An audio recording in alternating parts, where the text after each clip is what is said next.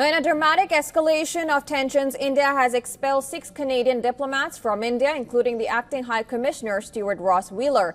Now, earlier in the day, it had recalled its High Commissioner and key diplomats from Canada as well.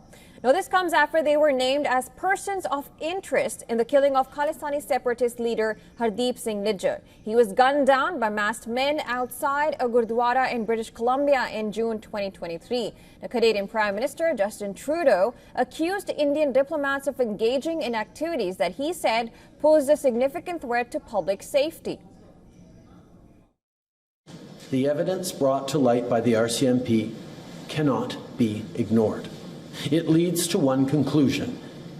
It is necessary to disrupt the criminal activities that continue to pose a threat to public safety in Canada.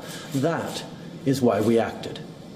Because we will always, first and foremost, stand for the rights of Canadians to feel safe and secure in their own country. We will never tolerate the involvement of a foreign government threatening and killing Canadian citizens on Canadian soil, a deeply unacceptable violation of Canada's sovereignty and of international law.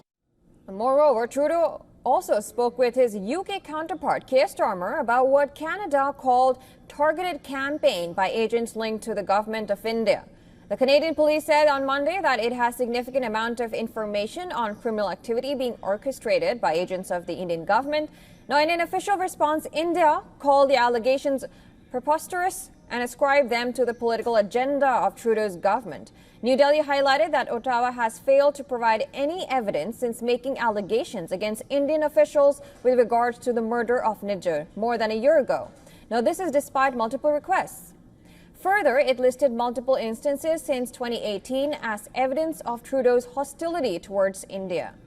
Now, earlier, India's foreign ministry summoned Canada's top diplomat. He was told that in the atmosphere of extremism and violence prevailing in Canada, the Trudeau government's actions endangered the safety of India's diplomats. The decision to recall its top diplomat and other targeted officials was also communicated. Now, meanwhile, amid the diplomatic row between India and Canada, the U.S. State Department has announced that an Indian investigation team would travel to Washington, D.C. on October 15th to investigate a plot to kill a U.S. citizen in New York. Now, as per a report published in Hindustan Times, India has conveyed to the U.S. that it has arrested the person identified as CC1 in a U.S. Department of Justice indictment, which had implicated this person of the assassination plot.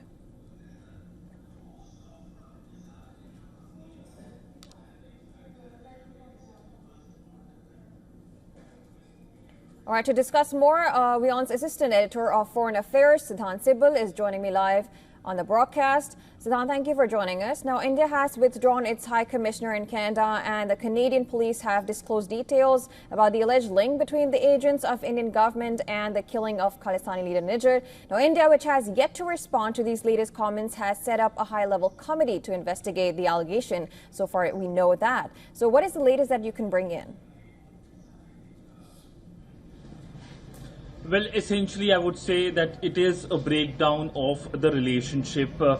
We know that what has happened transpired yesterday. In fact, it was a long day in Delhi and, in fact, a long day in Ottawa as well. And it looks like complete deadlock in the relationship. The kind of allegations that have been made by the Trudeau government against India is something that is unprecedented.